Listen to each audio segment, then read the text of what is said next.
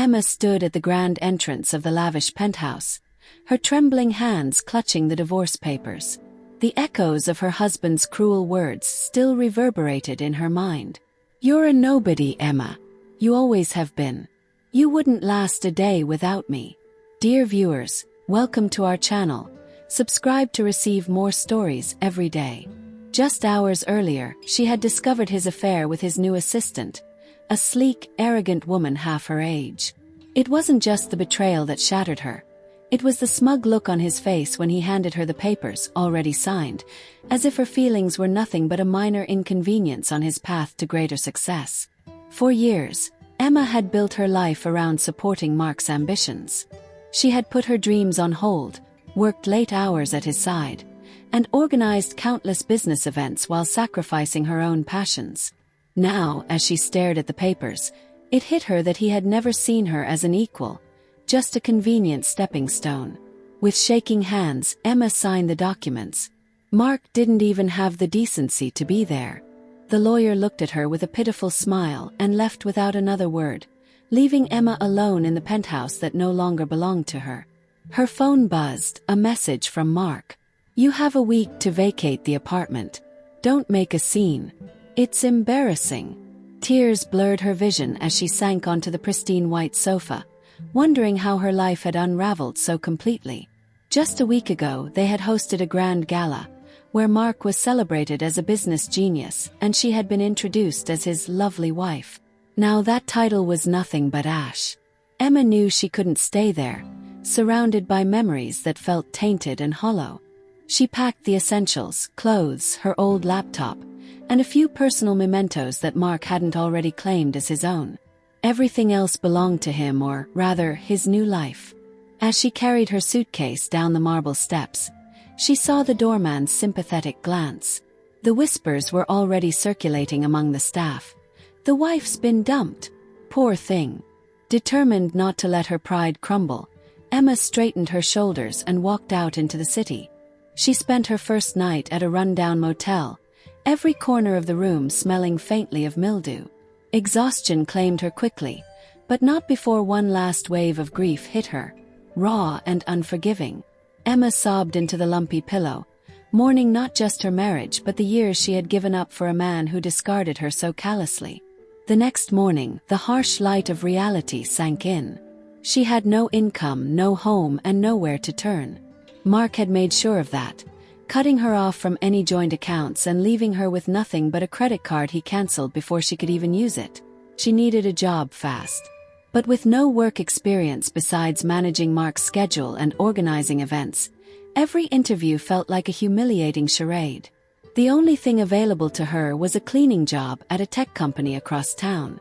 It was a position that didn't require a college degree or a resume filled with accomplishments, just a willingness to work hard. The interview was short and clinical, and the supervisor barely glanced at her before grunting, "You start tomorrow." Wearing an oversized uniform and clutching a battered mop, Emma stepped into the sterile, gleaming halls of the tech firm. The office buzzed with energy. Young professionals huddled around computers, discussing software updates and digital marketing strategies. No one paid attention to the cleaning lady in the corner. At first, the humiliation gnawed at her pride. Just months ago, she had been hosting extravagant parties with CEOs and politicians, and now she was scrubbing their shoe prints off the polished floors. But as days turned into weeks, Emma found solace in the rhythm of the work. One evening, while cleaning the break room, she overheard a group of developers discussing a problem with their code. They were stuck, frustrated, and contemplating giving up for the night. Curious, Emma moved closer, pretending to wipe down a countertop.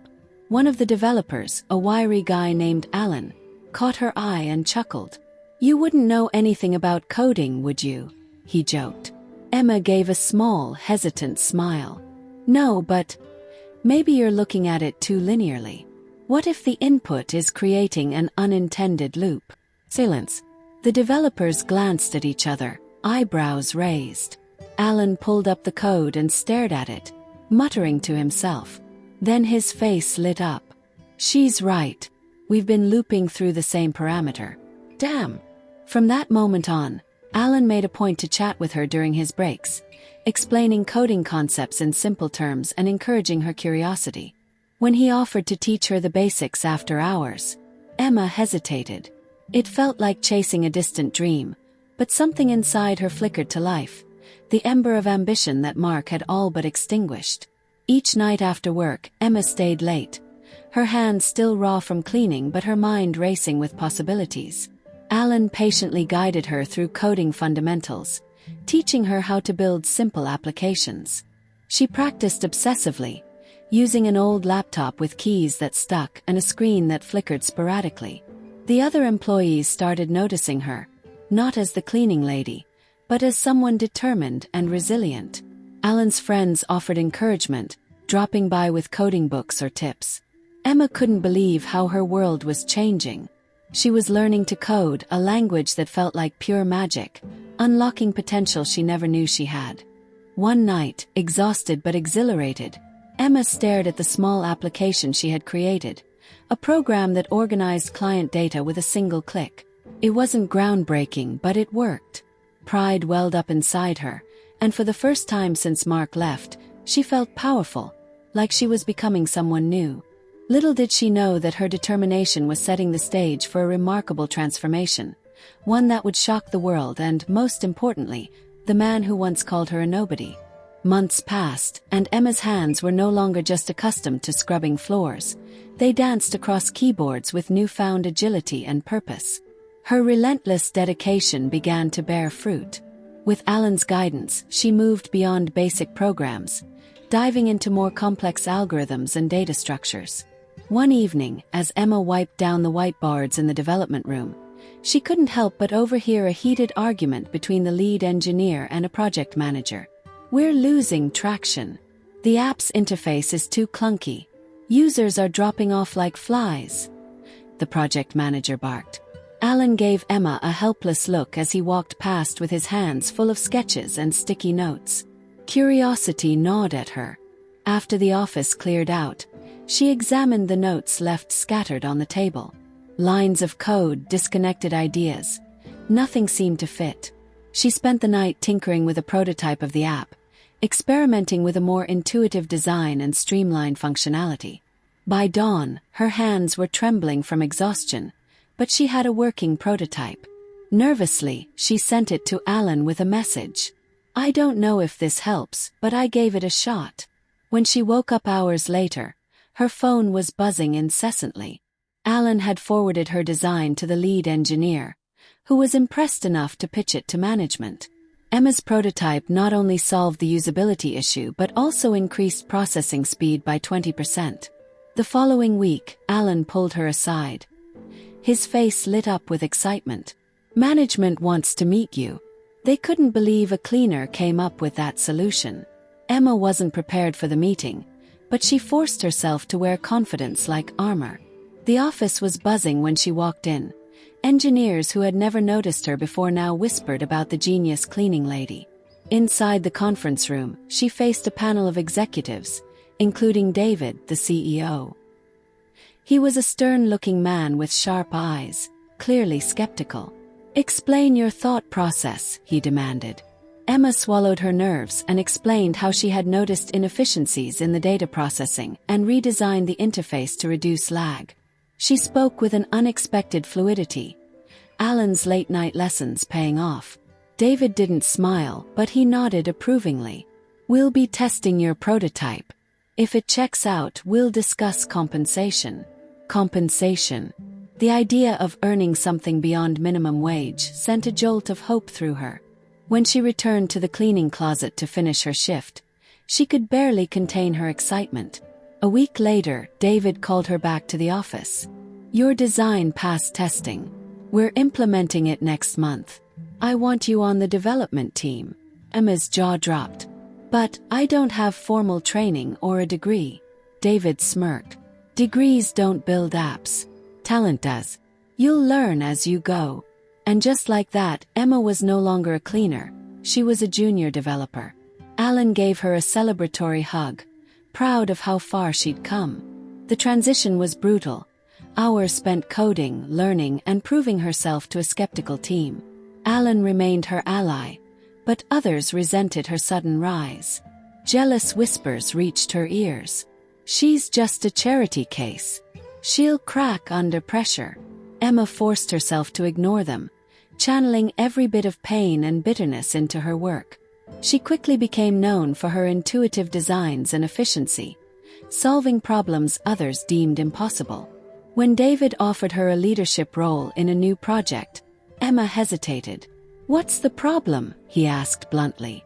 "I'm just afraid I'm not ready," she admitted. David raised an eyebrow. "Fear is part of the process. You were cleaning floors 3 months ago, and now you're outpacing our seniors.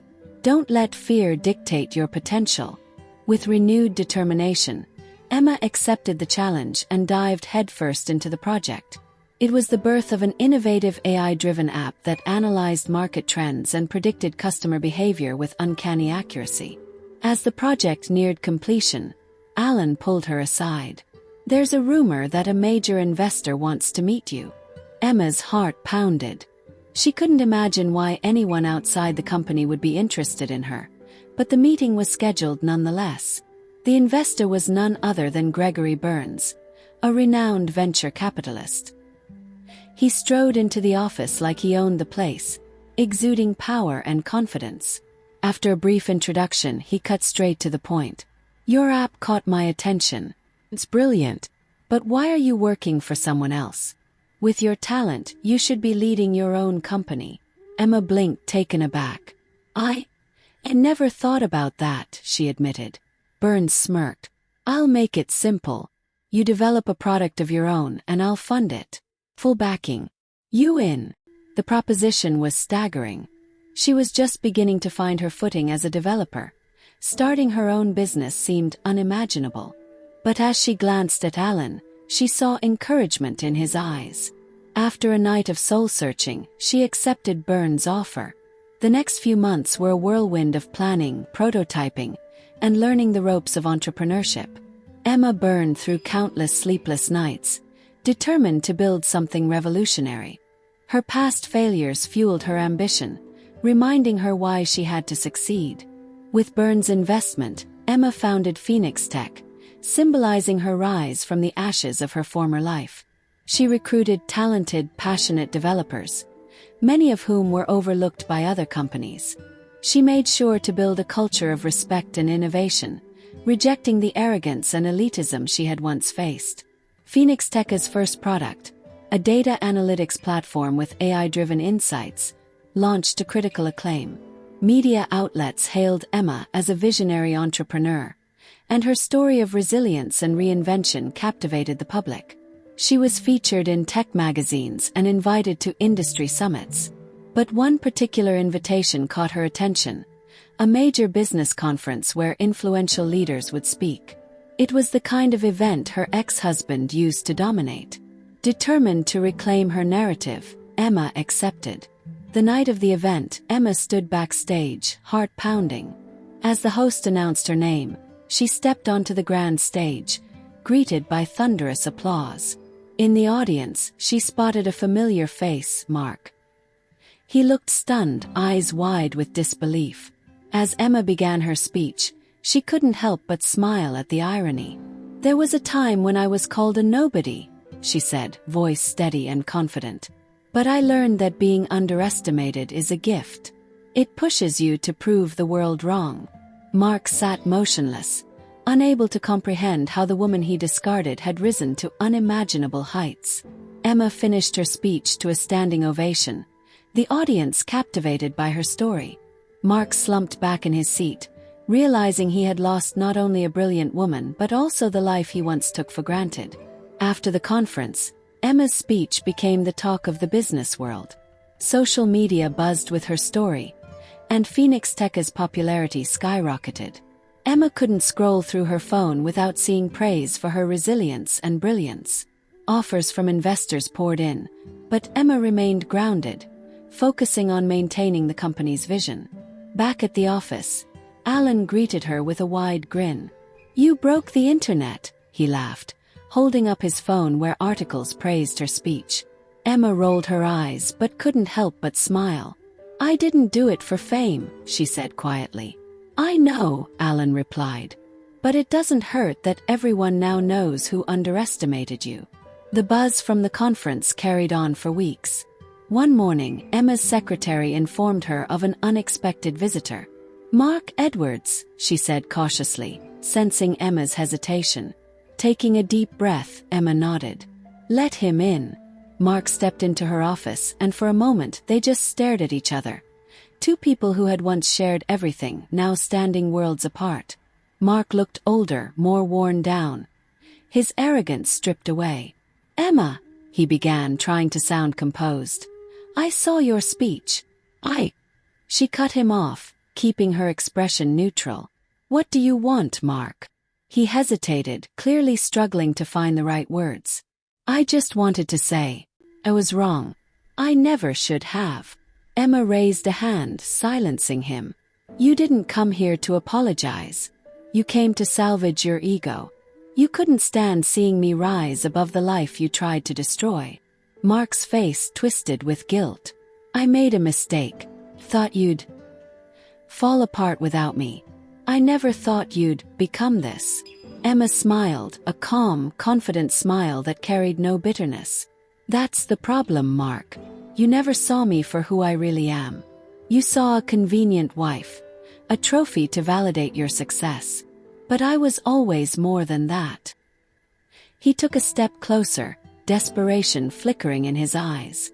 Emma, I was wrong. I lost everything after you left. The business crumbled, and Lisa left me as soon as the money dried up. I made a huge mistake. Maybe we could start over. The audacity almost made her laugh, but Emma just shook her head. Start over. You're not even the same person I loved once. And I'm definitely not the woman you tried to break. I don't need you anymore, Mark. I don't need anyone who can't see my worth. Mark's shoulders slumped, realization sinking in. He opened his mouth to say something, but Emma raised her hand once more. I wish you the best, Mark. But your chapter in my life is over. After Mark left, Emma felt an unexpected wave of relief wash over her. Closure had never tasted so sweet. That same afternoon, she called for a team meeting to discuss the next major project, a platform that would help small businesses automate operations efficiently. Her vision was to empower those who had been overlooked, just as she had been. Alan lingered after the meeting, giving her a knowing look. You good? He asked gently. Better than good, she replied with a smile. He leaned against the doorframe, hands shoved in his pockets. You know, seeing him grovel must have felt satisfying. Emma shrugged. Honestly, didn't. I've already moved past that part of my life. What felt good was realizing that I've changed into someone he could never have broken. Alan smiled, and for a moment, an unspoken warmth passed between them. Emma felt grateful to have someone who never once doubted her potential. Phoenix Tech continued to thrive, and Emma's story became legendary in the tech industry. A story of a woman discarded and left for nothing, only to rise and build an empire. Years later, Emma was invited to give a keynote speech at an international business summit. The room was packed with some of the world's most influential leaders, all eager to hear from the woman who had turned nothing into a global phenomenon. As she took the stage, Emma glanced around at the expectant faces. She began with a story, not about business or success, but about being broken and underestimated. When someone tells you that you're nothing, that you'll never succeed without them, let that light a fire in you. Let it be the fuel that drives you to prove them wrong. Because nobody has the right to define your worth but you. Her words reverberated through the auditorium, and the standing ovation lasted for several minutes.